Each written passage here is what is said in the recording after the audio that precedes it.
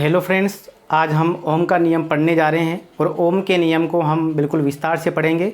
और आइए हम स्टार्ट करते हैं। उससे पहले यदि आपने हमारे चैनल को सब्सक्राइब नहीं किया अभी तक, तो आप हमारे चैनल को सब्सक्राइब कीजिए, जिससे कि आपको नोटिफिकेशन आपको मिलता रहे और आप वीडियो को पूरा देखिएगा, जिससे कि आपको समझ में आ जाए। क्योंकि हम पहले इसकी थ्योरी पढ़ेंगे, फिर हम ये भी डिस्कस करेंगे कि इसमें इसमें से एग्ज़ाम में कैसे क्वेश्चन आते हैं, उसके बारे में हम यहाँ पर डिस्कस करते हैं। तो चलिए फ्रेंड, हम डिस्कस करते हैं। तो जैसा कि हम सभी आई, वी और आर के बारे में जानते हैं, तो आई और वी जो आर होता है उनके बारे में ये ओम का नियम क्या कहता है। ओम का नियम ये कहता है कि वी किसके समानुपाती होता है, वी समानुपाती होता है आई के। या फिर आप ऐसे भी कह सकते हैं कि यदि वी में यदि हम आर का किसका भाग दें, यदि हम आई का भाग दें, तो वहाँ पर क्या आता है, आर आता है जो नियतांक रहेगा। नियतांक का मतलब यदि हम जिसमें वी में आई का भाग देते हैं, तो हमेशा जितनी भी बार आर का मान आएगा वो आर का मान परिवर्तन नहीं होना चाहिए। वो हम और भी आगे डिस्कस करेंगे, तो आपको ये ध्यान में रखना है। दूसरा, आप ये कह सकते हैं कि V बराबर आई आर, ये भी ओम का नियम ही है। लेकिन आप ये कब कह पाओगे, जब आप ये लिखोगे कि R क्या है, नियतांक। ध्यान रखिए फ्रेंड्स, यदि आपने ये नहीं लिखा कि R क्या है, एक नियतांक है, तब तक ये ओम का नियम नहीं माना जाएगा, यानी वो गलत ही माना जाएगा, क्योंकि ये इसमें बहुत ही इम्पोर्टेंट है। तो इसको आप ध्यान में रखिएगा। तो अब ये तीन इसकी सूत्र हैं और इसके हिसाब से हम क्या लिखते हैं, हम ओम का नियम लिखते हैं। इनमें से ये तीनों ही सही है और तीनों को ही हम काम में ले सकते हैं। आप इनमें से यदि परिभाषा पूछी जाती है तो हम इसमें से कोई सा भी हम लिख सकते हैं। तो अब हम इसकी परिभाषा देखते हैं। अच्छा, उससे पहले हम क्या करते हैं, ऐसे हम एक तरीके से और इसको समझ लेते हैं।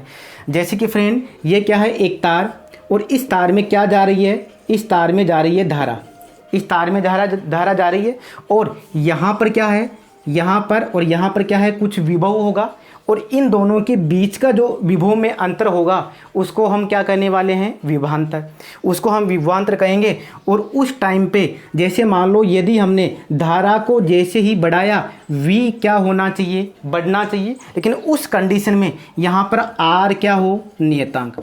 इसके कहने का मतलब यह है कि यदि हमने R का मान फिक्स रख दिया है, स्थिर रख दिया है, तो V के बढ़ाने पर यदि I का मान बढ़ता है या I के बढ़ाने पर V का मान बढ़ता है, तो वही क्या होता है, ओम का नियम होता है फ्रेंड्स। तो अब हम इसकी परिभाषा देखते हैं कि किसी धातु के तार में प्रवाहित होने वाली विद्युत धारा उस तार में सिरों के विभवांतर के समानुपाती होती है। यानी ये वाली सूत्र से, या फिर ये वाला या फिर ये वाला, जहाँ पर R या T का मान नियत होना चाहिए। R का मतलब यानी जो यहाँ पर जो प्रतिरोध है उसका मान क्या होना चाहिए, बिल्कुल फिक्स होना चाहिए।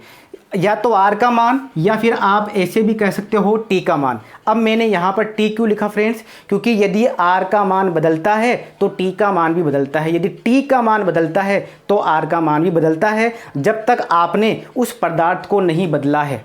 क्योंकि जब तक, जैसे मान लो हमने तार ही दूसरा ले लिया हो, फिर तो उसका प्रतिरोध अलग अलग होगा। लेकिन यदि हमारे पास में तार वही है तो उसका प्रतिरोध कब बदलेगा, जब यहाँ पर जो उसका तापमान बदलेगा। तो अब यहाँ पर ये इसकी परिभाषा हो गई। अब हम यहाँ पर इसके मतलब हम इसको और वर्गीकरण कर सकते हैं कि जो कोई भी उपकरण होते हैं, ओमीय उपकरण और अनओमीय उपकरण, यानी ऐसे उपकरण जो ओम के नियम का पालन करते हैं उनको तो हम क्या बोलते हैं, ओमीय उपकरण, और जो पालन नहीं करते उनको हम क्या बोलते हैं, अनओमीय उपकरण। जैसे कि यहाँ पर ये जो अनओमीय उपकरण में कौन कौन आता है, एक तो आता है डायोड, अर्धचालक और ट्रांजिस्टर। ये तीनों क्या है, अनओमीय उपकरण है। अनओमीय का मतलब यदि हम इसमें I का मान बढ़ा दें तो V का मान बढ़े या नहीं बढ़े ये कोई ज़रूरी नहीं है, तो उनको हम अनओमीय उपकरण के नाम से जानते हैं। ओमीय उपकरण क्या होते हैं, ओमीय उपकरण में आता है जैसे कि धातु, कोई भी धातु लिया आपने तो उसमें क्या होता है, वो ओम का नियम का पालन करता है, इसलिए हम उनको ओमीय उपकरण के नाम से जानते हैं। क्योंकि यदि हम उसमें धारा का मान बढ़ाएंगे तो V बढ़ेगा और V का मान बढ़ाएंगे तो I बढ़ता है, तो इसलिए हम उसको ओमीय उपकरण के नाम से जानते हैं। अब यहाँ पर ये क्या टर्म है, ये अभी हम पढ़ेंगे भी, मैं भी बताऊंगा आपको। उससे पहले हम एक बार इसका ग्राफ देखते हैं। तो ये क्या है, ये इसका ग्राफ मैंने बना रखा है पहले ही। ये इसलिए किया जाता है कि ग्राफ पहले से मैंने बना रखा है, वो इसलिए कि आपका टाइम वेस्ट नहीं हो, क्योंकि आपका एक एक मिनट है बहुत ही कीमती है। तो अब यहाँ पर देखिए फ्रेंड्स, यहाँ पर ये क्या है, हमने यहाँ पर आई लिया और हमने क्या लिया, वी। यहाँ पर हमने आई लिया और वी लिया। यदि हम इनके बीच में ग्राफ बनाते हैं तो ये क्या ऐसा ग्राफ बनने वाला है, ऐसा ग्राफ बनेगा हमेशा ही। और ये ग्राफ ऐसा भी जा सकता है, ऐसा भी जा सकता है, कैसे भी जा सकता है। यानी आपसे पूछ लिया जाए ये लाइन ऐसे दे दे, क्या ये ओम के नियम का पालन करता है, तो ये यहाँ पर भी ओम के नियम का पालन करता है। तो ये आपको ध्यान में रखना है। तो इस तरीके से इनका ग्राफ बनता है। अब हमारे को यहाँ पर एक सूत्र को जानने की बहुत ही ज़्यादा ज़रूरत है। क्या है फ्रेंड्स वो सूत्र? वो सूत्र यह है कि एक यहाँ पर जैसे मान लो, मैं एक बार इसको रब करता हूँ कि जैसे ये ऐसे लाइन जा रही है और इनके बीच का ये जो कोण है यहाँ पर आई, तो इसको हम बोलते हैं थीटा। इसको हम थीटा के नाम से जानते हैं। तो यदि हम इसको ऐसे बढ़ा दें तो यहाँ पर एक सूत्र बनता है टेन थीटा। तो टेन थीटा, क्योंकि ये क्या निकालने जा रहे हैं हम निकालने जा रहे हैं ढाल या प्रवणता। ढाल या प्रवणता निकाल सकते हैं हम इसके थ्रू। तो कैसे? जैसे कि टेन थीटा, उसका सूत्र क्या होता है प्रवणता का, वाई एक्स बटा एक्स एक्स। वाई एक्स पे कौन है, v, और एक्स एक्स पे कौन है, i। तो ये यहाँ से टेन थीटा का मान क्या आ गया, v अपॉन आई। और v अपॉन आई पहले ही हमारे को पता है कि क्या होता है, r होता है। और यहाँ से हमारे को क्या पता चला, देखिए यहाँ से ये मिला कि टेन थीटा बराबर r। ये हमारे को यहाँ पर सामने आ रहा है, क्योंकि क्या हुआ था कि tan theta is equal to V upon I, और वी अपॉन आई क्या होता है, आर। तो इसका मतलब हम क्या कह सकते हैं कि टेन थीटा बराबर आर। तो इसका मतलब ये हुआ कि जैसे जैसे थीटा का मान बढ़ता है वैसे वैसे प्रतिरोध का मान भी बढ़ता है। अब इसका क्या फ़र्क पड़ेगा, जैसे मान लो आपसे ये पूछ लिया जाए कि यहाँ पर ये दो लाइनें हैं, इनमें से किसका प्रतिरोध ज़्यादा है, तो वो क्या बताओगे आप, वो हम इस थीटा के द्वारा हम बताएंगे। वो अभी हम क्वेश्चन डिस्कस करेंगे आगे, तो आप रुकिएगा जब तक हम क्वेश्चन डिस्कस नहीं करते हैं। तो अब यहाँ पर ये लाइन भी आपको ध्यान में रखनी है। अब उससे पहले मैंने आपको क्या बताया था कि ये रिलेशन मैंने आपको बताया था, ये संबंध बताया था। अब हम इसके बारे में बात करते हैं। देखिए, आपने एक कंसेप्ट, आपने एक सूत्र पढ़ा होगा। वो सूत्र क्या है कि R is equal to rho और L बटा A. R is equal to rho L बटा ए। इसका क्या मतलब है, इसका मतलब यह है कि R is equal to rho और L बटा ए। यानी जैसे मान लो कोई तार है तो उसका प्रतिरोध कितना होगा वो हम कैसे पता कर सकते हैं। उसका प्रतिरोध पता करने का क्या सूत्र है, R is equal to rho और L बटा ए। और ये क्या है, इसको तो बोलते हैं प्रतिरोध, ठीक है फ्रेंड्स। और ये क्या है, ये है प्रतिरोधकता। ये क्या है, प्रतिरोधकता।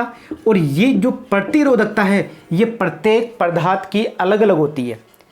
अब आपने जैसे यदि पदार्थ को या फिर तार को चेंज नहीं किया है, जब तक उसकी प्रतिरोधकता बदलती नहीं है। चाहे आपने तार को छोटा बड़ा कर दिया हो, और यदि यहाँ पर आपने उस तार की लंबाई रख दी, और यदि आपने उसका एरिया यानी आपने उसका जो क्षेत्रफल है वो रख दिया, तो यहाँ पर आप उसका आर पता कर सकते हो।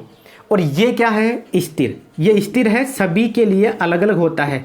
ये प्रत्येक जो तापमान पर अलग अलग भी हो सकता है, लेकिन हमारे बुक में जो टेबल दी हुई है, बुक में टेबल दे रखी है कि इसकी प्रतिरोधकता ये है, इसकी प्रतिरोधकता ये है, तो वो एक फिक्स तापमान पे दी हुई है।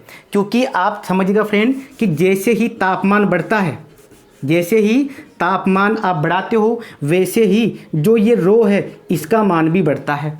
अब जैसे ही रो का मान बढ़ेगा वैसे ही आर का मान भी बढ़ता है, और जैसे ही आर का मान बढ़ेगा वैसे ही आई का मान क्या करेगा, घटेगा फ्रेंड्स।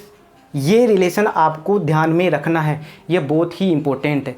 तो क्या कि यदि आप तापमान बढ़ाते हो तो रजिस्टिविटी यानी जो प्रतिरोधकता है उसका मान बढ़ेगा, और यदि उसका मान बढ़ेगा तो रजिस्टेंस यानी जो प्रतिरोध है उसका मान भी बढ़ेगा। यदि उसका मान बढ़ता है तो आई का मान क्या होता है, घटता है।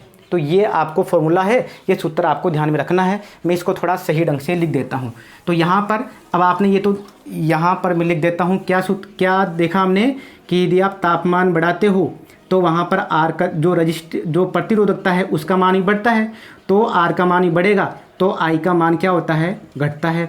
क्योंकि ये किसके ऊपर निर्भर करता है, ये तापमान के ऊपर भी निर्भर करता है। यदि आपने तापमान को कम या ज़्यादा किया तो एक ही पदार्थ है फिर भी उसका जो प्रतिरोधकता का मान अलग अलग हो सकता है फ्रेंड्स। तो जैसे ही हमारे बुक में जो टेबल है उसका मान तो क्या है, फिक्स दिया हुआ है, यानी कि ये 0 डिग्री सेल्सियस पे या 20 डिग्री सेल्सियस पे उसके हिसाब से दिया रहता है एक फिक्स ताप पर। तो यहाँ पर उसके हिसाब से यानी उसका जो तापमान है वो चेंज होता रहेगा, उसका प्रतिरोध भी चेंज होता रहेगा। इसीलिए मैंने यहाँ पर ये लाइन लिखी है। इस लाइन का क्या मतलब है कि जो ओमीय उपकरण होते हैं, पहले इसको देख लेते हैं कि ओमीय जो उपकरण होते हैं उसमें यदि R का मान बढ़ता है, यदि R का मान बढ़ता है तो किसका मान भी बढ़ेगा, तो उसमें T का मान भी बढ़ेगा। और यदि यानी तापमान का मान ही बढ़ेगा, और यदि इनका मान बढ़ता है तो I का मान क्या होता है, घटता है। इसीलिए हम जानते हैं कि जो ओमीय उपकरण हैं उसमें प्रतिरोध का मान बढ़ने पर धारा का मान घटता है। ये आपको ध्यान में रखना है। अब अनओमीय उपकरण में क्या होता है, अनओमीय उपकरण का मतलब जैसे कि अर्धचालक हुआ, जो अर्धचालक होते हैं जिसको आप सेमीकंडक्टर के नाम से जानते हो, तो उनमें क्या होते हैं, वो पहले यानी कोई भी धारा का प्रवाह नहीं करते हैं। यानी उनमें तो जैसे ही हम तापमान देते हैं, जैसे ही हम उसको गर्म करते हैं, उसके बाद में ही उसमें क्या होते हैं, धारा का प्रवाह होना स्टार्ट होता है। तो उनमें थोड़ा उल्टा सिस्टम होता है। कैसे फ्रेंड्स, कि यदि आप तापमान को बढ़ाते हो तो उनमें रेजिस्टेंस यानी उसमें प्रतिरोध कम होता है। यदि इसीलिए तो उसमें गर्म करने के बाद में वहाँ पर धारा का प्रवाह स्टार्ट हुआ। इसका मतलब जैसे ही हम गर्म करते हैं वैसे ही उसका प्रतिरोध कम होता है, और उसका प्रतिरोध कम होता है तो वहाँ पर धारा का प्रवाह स्टार्ट होता है फ्रेंड्स। तो यहाँ पर ये बातें आपको समझ में आ गई। इनमें तो किसी तरह कोई डाउट नहीं कि R का मान रो, L और A पर निर्भर करता है, और ये किस पर निर्भर करता है, ये T पर। इसलिए ये तीनों का आपस में एक लिंक बन जाता है, R, रो और T का। तो फ्रेंड्स अब यहाँ पर जैसे कि मैं एक क्वेश्चन देता हूँ आपको, और आप वो क्वेश्चन मेरे को बताना कि इनमें से, जैसे कि मान लो मैंने आपको ये क्वेश्चन दिया, ये क्वेश्चन है, इसमें जैसे कि मान लो मैंने यहाँ पर I रखा और मैंने यहाँ पर V रखा। अब मैं आपसे ये पूछूं फ्रेंड कि इनमें से ये तो जैसे P दे दिया और ये Q दे दिया, यानी दो ग्राफ हैं और दोनों ही ये ओम के नियम को पालन कर रहे हैं। वो अभी हमने यहाँ पर डिस्कस किया था कि चाहे लाइन ऐसी जा रही हो, चाहे ऐसी जा रही हो, चाहे ऐसी जा रही हो, सभी ओम के नियम का पालन कर रही है। क्योंकि जैसे जैसे वो तो I बढ़ाने पर V तो बढ़ी रहा है ना, चाहे किसी भी अनुपात में बढ़े। तो यहाँ पर हम पूछें कि यहाँ पर किसका प्रतिरोध ज़्यादा है, तो वो कैसे पता करोगे आप। ये क्वेश्चन बहुत ही ज़्यादा इंपॉर्टेंट है और बार बार पूछा जाता है कॉम्पिटिशन में, और जो 10th 12th के एग्ज़ाम हैं उनमें भी पूछा जाता है। तो फ्रेंड्स यहाँ पर जो इसका जो किसका प्रतिरोध ज़्यादा होगा, तो यहाँ पर प्रतिरोध ज़्यादा होगा फ्रेंड्स इस P का। अब आप पूछोगे कि सर ये आपने कैसे कहा कि इसका प्रतिरोध ज़्यादा है। वो इसलिए हमने कहा क्योंकि प्रतिरोध यहाँ पर हमने एक सूत्र निकाला था, यानी tan थीटा, क्या सूत्र था, tan थीटा बराबर R। इसका मतलब जिसका थीटा ज़्यादा होगा उसका प्रतिरोध भी ज़्यादा होगा, क्योंकि ये इसके क्या है, समानुपाती है। यदि इसका थीटा ज़्यादा है तो उसका प्रतिरोध भी ज़्यादा होगा। तो इसके लिए तो यदि हमने थीटा बनाया तो ये वाला थीटा रहा, और यदि हम इसके लिए देखा तो इसका थीटा तो ये वाला रहा। तो इसका थीटा ज़्यादा हुआ इस वाली लाइन का, इसलिए इसका थीटा ज़्यादा होने की वजह से यहाँ पर इसका प्रतिरोध भी क्या होगा। तो प्रतिरोध फ्रेंड यहाँ पर किसका ज़्यादा है, प्रतिरोध यहाँ पर P का ज़्यादा है। P का प्रतिरोध यहाँ पर ज़्यादा रहने वाला है फ्रेंड्स, ठीक है। और जैसे मैं आपको एक क्वेश्चन और पूछता हूँ कि जैसे एक क्वेश्चन की बिल्कुल इंपॉर्टेंट क्वेश्चन है, जैसे कि यहाँ पर I है और यहाँ पर R है। अब मैं आपसे ये पूछ लूँ कि ये दो लाइनें हैं, ठीक है, दोनों एक ही धातु की है। नहीं तो आप ऐसे कहोगे कि चलिए दोनों धातु अलग अलग है, फिर तो बात ही अलग हो जाएगी। तो इसमें भी धातु एक ही है, इसमें भी एक ही है। तो अब यहाँ पर जो ये P और Q है, अब यहाँ पर ये पूछ लें कि किसका तापमान ज़्यादा है, इस वाले का तापमान ज़्यादा है या इस वाले का तापमान ज़्यादा है। तो यहाँ पर भाई जिसका प्रतिरोध ज़्यादा होगा, जैसे मान लो इसका प्रतिरोध ज़्यादा होगा, इस वाले का प्रतिरोध ज़्यादा है और इस वाले का प्रतिरोध कम है। तो हमने देखा है कि जो ओमियो उपकरण हैं उनके अंदर तो तापमान और ये जो प्रतिरोध है और जो तापमान है दोनों में ही क्या है, बिल्कुल एक जैसा संबंध है। यानी यदि R बढ़ता है तो T भी क्या करेगा, बढ़ेगा। तो यहाँ पर इसका R ज़्यादा है तो इसका TB क्या होगा, ज़्यादा होगा फ्रेंड्स, और इसका T क्या होगा, कम होगा। इसलिए जैसे आपने PQ रखा तो तापमान की बात करें तो P का जो है यानी P का तापमान ज़्यादा होगा Q से। तो इस तरीके से ये हो गया। अब मैं यहाँ पर इस सूत्र को थोड़ा सही लिख देता हूँ। अब यहाँ पर ये सूत्र हमने लिखा, तो क्या सूत्र है फ्रेंड्स, देखिए ये सूत्र ऐसे है, R = ρ और L/A। ये सूत्र ऐसे है, आपको थोड़ा सही नहीं दिख रहा होगा इसलिए मैंने सही लिख दिया। तो ये जो क्वेश्चन है ये बहुत इंपॉर्टेंट है। दूसरा इस तरीके से, इसमें तो कि किस तरह से प्रतिरोधकता है।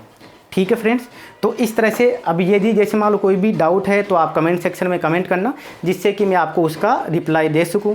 और यदि आपने चैनल को सब्सक्राइब नहीं किया तो आप सब्सक्राइब कर दीजिएगा फ्रेंड। Okay friends.